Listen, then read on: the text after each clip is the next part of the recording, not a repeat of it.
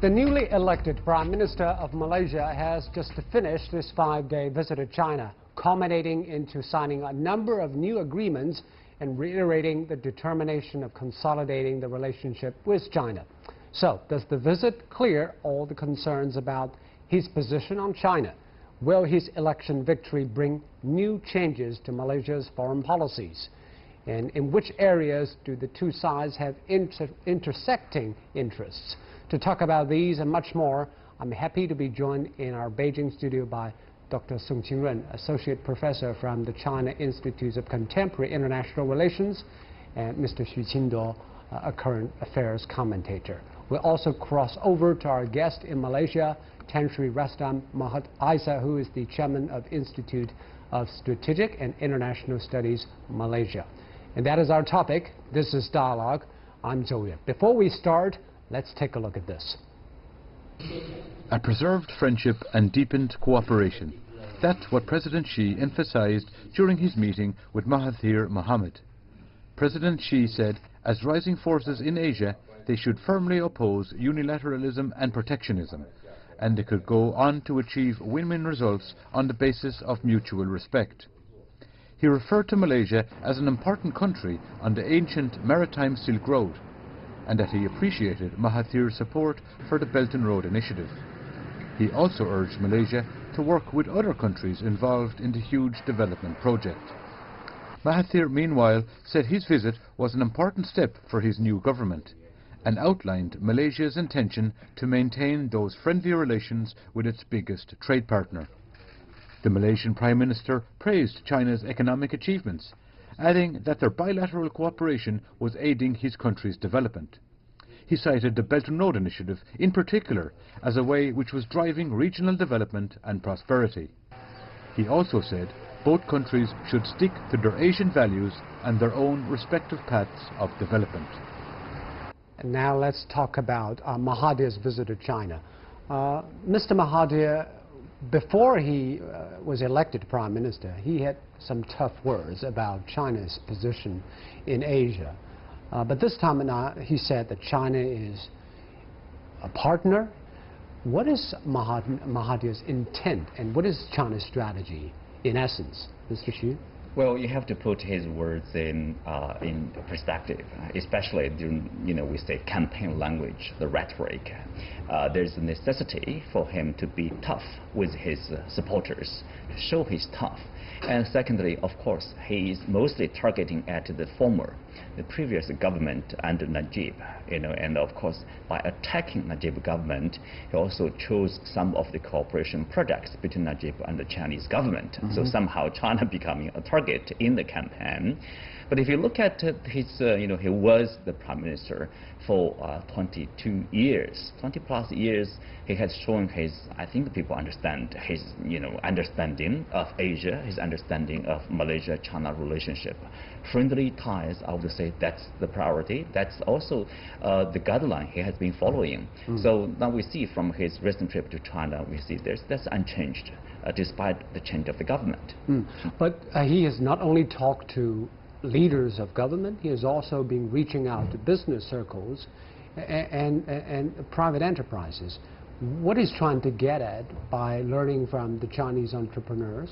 Yeah, Prime Minister Mahathir often said that Malaysia is just like a company. He wants to manage the country, Malaysia, to be just like a company. He said that to Malaysia, foreign trade and FDI are very important to Malaysia. So I think now, on the first hand, he wants to invite more and more Chinese enterprises such as Alibaba, the e-commerce, the new economy, and also artificial intelligence, also a car factory, the GDE China, and also some high-tech industry, the companies to invest in Malaysia to upgrade Malaysia industry and to boost its economy. And second, I think for the trade issue, he come to China to sign several contracts about Malaysia goods exporting to China, such as the palm and oil, and also some other goods to China. Because China, in the past 9 years, China is the biggest trade partner for Malaysia. continuously. So he wants to explore China's market now and in the future. And also we know that currently both Malaysia and China are facing the U.S. trade protectionism, and also he wants to cooperate with China to deal with the negative effect of the U.S. trade policy. I want your take, Mr. Rastam. Of course, Mr. Mahathir Mohamad has been Prime Minister of Malaysia in the 1990s, but back then China was not a part of WTO and the economy was much weaker. So has Mahathir's thinking on China evolved? Yes, definitely. But I think we've to start from the constant that he's always believed that China is a friend and should be a friend. After all, relations between the two countries have gone back thousands of years. Now, when he became Prime Minister, he visited China for the first time as Prime Minister in 1985, and that was, as I've said elsewhere, that was 11 years after establishment of diplomatic relations, and since then he's visited China several times. I think together when he was Prime Minister and even after he left the office of Prime Minister, he's been to China about 16 or 17 times already, and he's been keeping track of developments in China. And so the idea of meeting the business people, for example, is consistent with the practice and policy that Mahathir has adopted when he was Prime Minister before. Wherever he went, he would bring business people and he would visit companies and businesses in order to study and to learn from these people, so that from there we can develop such practices, business practices, as well as innovation in Malaysia. And how much of it can be copied in Malaysia? For example, electronic commerce and auto manufacturing. Yes, as far as electronic commerce is concerned, well, China is big on electronic commerce, and Malaysia is also embarking on e-commerce even before the Prime Minister came into office last May. The establishment of the digital free trade zone, for example, with Alibaba as a major partner, is a step in that direction. And obviously we have a lot to learn from China, just as other countries have a lot to learn from China when it comes to e-commerce. And I think the Prime Minister is very keen on that. On the auto industry, of course, Geely is a partner with Proton in Malaysia, and therefore I'm sure the Prime Minister will see a lot of benefits in that. He has visited the Geely plant in Guangzhou, and I think he will be able to assess for himself what next insofar as the production and development of the auto industry in Malaysia is concerned. And what are the other areas that Malaysia is looking at when we were talking about China-Malaysia cooperation? Because I noticed among the agreements signed this time around, there is a bilateral local currency swap agreement between China's Bank of China and the Malaysian National Bank. Does it mean there is going to be more financial cooperation or even integration probably down the road? Well, as far as the currency swap arrangement is concerned, I think is a renewal of the agreement that has been signed in 2009, and that goes to show that both governments and both central banks feel that it is certainly a useful arrangement to have such a swap, and I believe they have actually enlarged the amount of currency to be swapped. This is to facilitate payments for investors as well as traders in both countries, and I think this is a good thing. This is also done very much in the spirit of the arrangements that has gone back since 1997 after the Asian financial crisis. And also, come back to our studio here, Mr. Xu, what are the potential areas that probably China can step up its cooperation with Malaysia? The current trade volume is around $90 billion a year. That is pretty big, but considering those are big countries in Southeast Asia. Well, remember, Malaysia used to be the #1 trading nation of China, trading partner of China within ASEAN group, only replaced by Vietnam over the past couple of years, I think last year.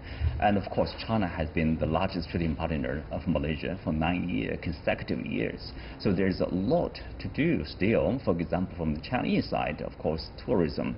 You know, we know like every year there are like 1 billion people times going overseas to visit. It's really about the choice, individual choice, which country will go to spend my money, right? To stay for a week, a couple of weeks, or a couple of days. And from Malaysian side, this is really about the priority of the government. The new government has made it very clear. That is, they want to reduce the unemployment rate, decrease it, and also they want to turn, basically, in his own words, a country of consumption into a country of production, to produce or to industrialization, basically to say like auto sector, to import, to purchase the technology, the innovation from the cooperation with Geely, from the investment from Geely, to develop, to produce parts, parcels, and produce cars, and then targeting China. China is a growing second largest consumption market, and to be the largest according to prediction this year, surpassing the United States. So there's a lot to consume, and this market is huge. It's really about what you can produce. Then you can sell to China. You can make money. Right? And also investment. China has been trying to establish industrial parks, and also in partnership with local businesses. China wants to do more manufacturing and an industrialized economy. Is there any progress in that front? Yeah. In China, between China and Malaysia, there are separately China invest in, we have cooperated to invest 4 industrial parks, 2 in Malaysia, 2 in China. So this is very important progress between China and ASEAN countries. So I think that now Malaysia wants to upgrade its industry because including some developed countries and also in some developing countries such as Thailand in ASEAN, they proposed their own, the 4.0 generation industrial strategy. So Malaysia wants to upgrade its industry. So now it has some problems with the US corporation. So it wants to invite China's technology, investment, and also management experience to upgrade, to help Malaysia to upgrade its industry. So, and also I think it wants to develop the new economy, just as the e-commerce, and also it wants to invite China FDI, and also it wants to use the e-commerce channel to export more and more goods to China more conveniently. And Mr. Rastam, how do you evaluate the progress of the Chinese involvement in those industrial parks and joint hands in manufacturing? Are they providing enough opportunities and employments for local Malaysians? Well, the development of the industrial parks, I think, still in progress. And I see that in the joint statement, the 2 governments have agreed that efforts should continue in this regard. Now, what the Prime Minister has been saying is that whatever investments that we receive in Malaysia should benefit Malaysians and should benefit the people. So I think that it is important that that principle is observed. But are they benefiting the local people? Of industrial parks, are they giving their jobs? Yes, of course. Eventually it should benefit the local people if the people are given job opportunities and so on. At the moment, of course, I think some of these matters are still under discussion. Some of the development of some of these projects are still underway. So I think it's a bit early, but to see what the impact is. But I think what is important is that we all want the outcome to be positive for both sides, Malaysia and China. Okay, we'll take a short break, and later on we'll be talking about Malaysia's role in the Belt and Road Initiative from China. You're watching Dialogue here on CGTN. Don't go away, we'll be right back.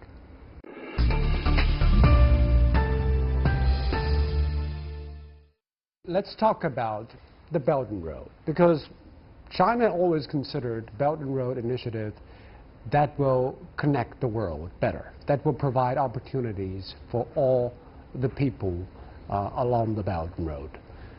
But it seems that there is problems always in different localities. For example, in Malaysia, although Prime Minister Mahathir said he supports the Belt and Road Initiative, but there are issues that needs to be ironed out, right? That's right. That's really about mostly the project we call it East Coast Rail Line, ECRL. That's a very expensive project over there. Investment from the Chinese side, constructed by the Chinese side. But I think over the past 5 years, since the initial initiative being basically put forward about Belt and Road, infrastructure projects, usually it's a long-term development, it's a huge investment, but you don't see quick returns in the next couple of years. Usually it takes a long time to see the positive outcome socially, economically, and it's overall in, I would say, return. You cannot see only pure commercial sense. But then there's issue. Sometimes people would expect, I would see quick results. We have been doing this for 2 years or 3 years. What's the result? Is the program benefiting my country, benefiting my people?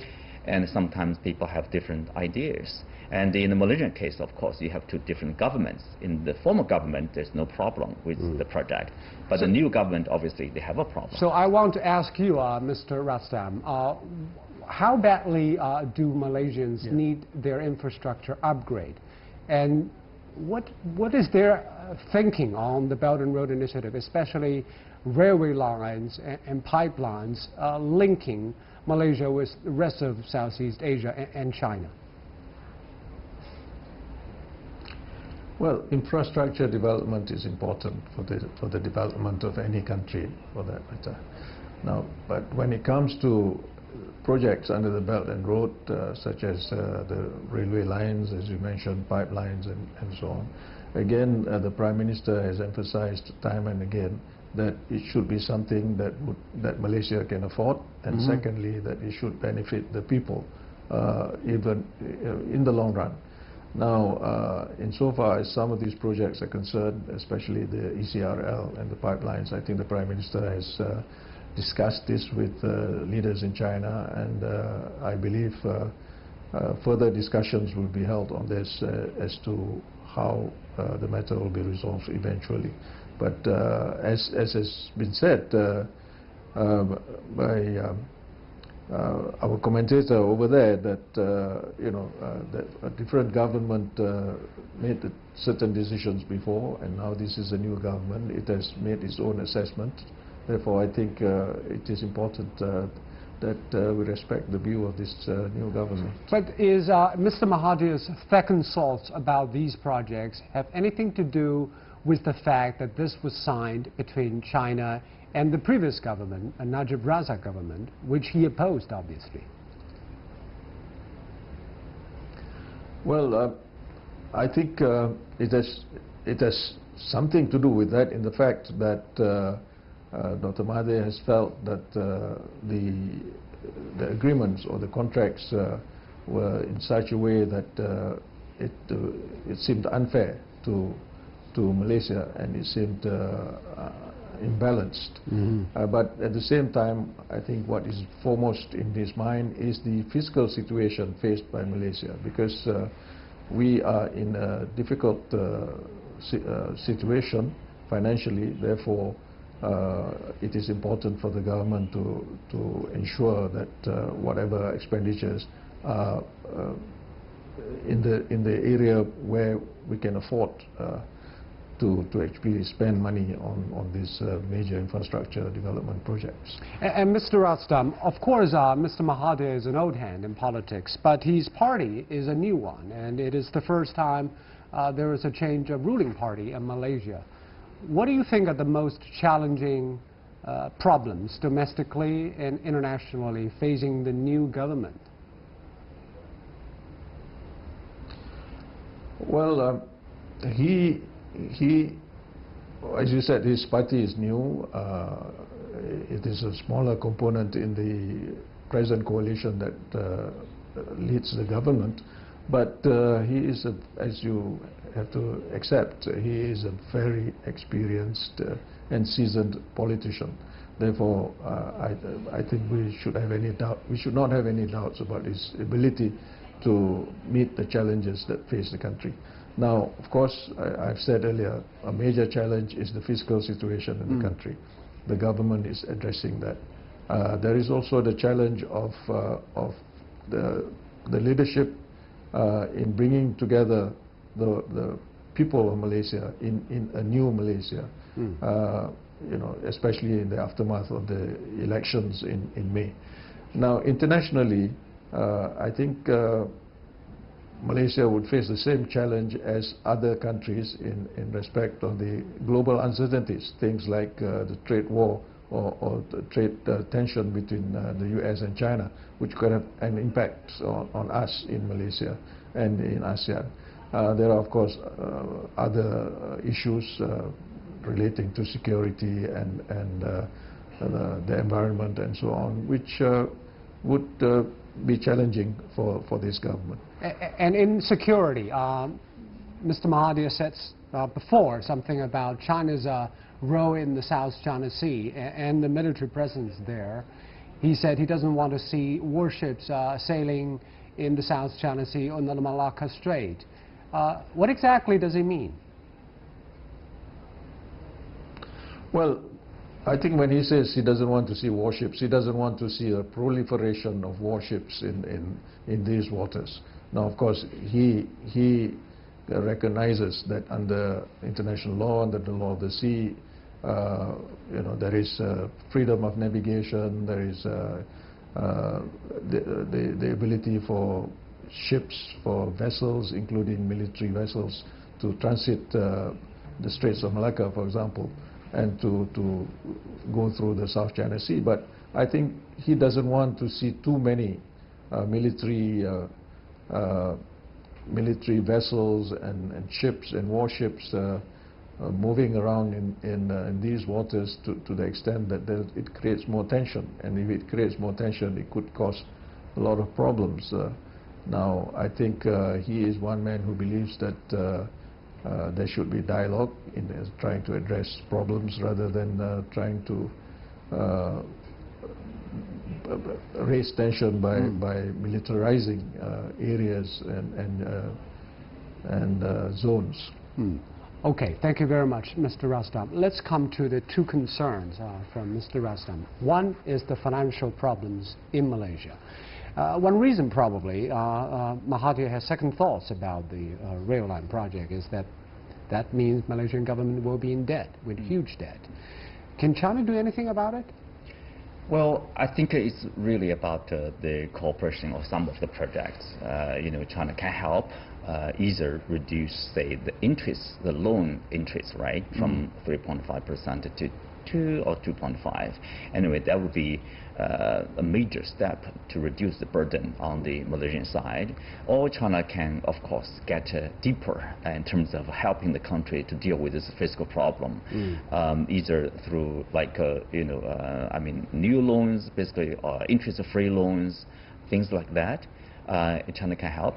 China can also, let's say, by doing more investment, more manufacturing sector, exporting more stuff to China, it can make a... How can we convince to the Malaysians that this makes economic sense? Although it's a huge investment, it will reap benefits in the long term. Yeah. How can we make this argument sellable in Malaysia? Yeah. So this maybe first we can see that maybe we can invite some Malaysia, some government officials or scholars or enterprises, the managers to China to see China's high-speed way is the cost, investment, the cost and the benefits. I think just as the professor said that the investment and the cost of the high-speed way is one thing. But if we build the very good and convenient high-speed railway and also good roads, good industrial parks, we will invite, attract more and more FDI, to build more and more factories, and to boost the local economy development and social development, and to create more jobs, and to increase the salaries of the local people. So this is a total thinking of the investment of the roads or railways. And the second, I think, also maybe China and Malaysia, the cooperation about the big projects. We can talk about the low interest, or we can enlarge the partners, not just like China, Malaysia, maybe China, Malaysia, or Thailand, or Singapore, or even some Japan or South Korea, or even some Western companies. We can build based on the international commercial rules to decrease the burden of the Malaysia. And behind all the commerce and economy, there is always the strategic trust problem. I think Mahathir still have doubts about China's role in the South China Sea, in Southeast Asia. What is China's way of telling those partners that China is there for the good of more people? Yeah. First, I think it's naturally for the middle-sized the countries to worry about the big neighbors' influence in Malaysia or in the whole Southeast area. So it's natural. We should understand that. And so for China, and the second, I think for China, our investment, our building big projects, or our investments about the factories, industrial parks, or even China tourists in Southeast Asia, we should be careful about our activities. We should be modest, not just like something with obviously strategic projects or something like this. We should see this is just a project, just a project cooperation. And also we should be modest, and also we should be much attention to about the principle of comfortable when we conduct cooperation between the Southeast Asian countries, because they are very sensitive to China's influence there. And Mr. Xu, well, I think it's I don't have that much doubt. Say Dr. Mahathir is having the suspicions about China's role either in South China Sea or in ASEAN. I think he is quite clear actually on China. He says we have been knowing China, in touch with China for over past 2,000 years. China never conquered us, never attacked us. But in our contact with the Europeans, a couple of years later, they colonized us. That's the difference. And again, he understands that China never has any intention to, take on any aggressive steps against the Malaysian interests or interests of ASEAN So countries. his strategic reading is still positive about China? That's my belief. I think he's quite clear about that. Even when he talked about the warships in the South China Sea, I think my understanding is he referred to the outside forces like the U.S., under the excuse of a freedom of navigation, aircraft carrier, increasing frequency of warships over there. That's a militarization. That's for China. That's a threat for Chinese security. China has to respond in kind. So in that situation, you see the growing tension between China and the U.S. Of course, in this region. That is a problem. Remember, his talk about Asian value. His talk about East Asia Economic Community. That's all the idea China shares with Dr. Mahathir. Okay. On that optimistic note, we have to end our talks. Thank you very much, Mr. Song and Mr. Xu. If you're watching Dialogue here on CGTN, I'm Joey at Beijing. Thanks for watching. Goodbye.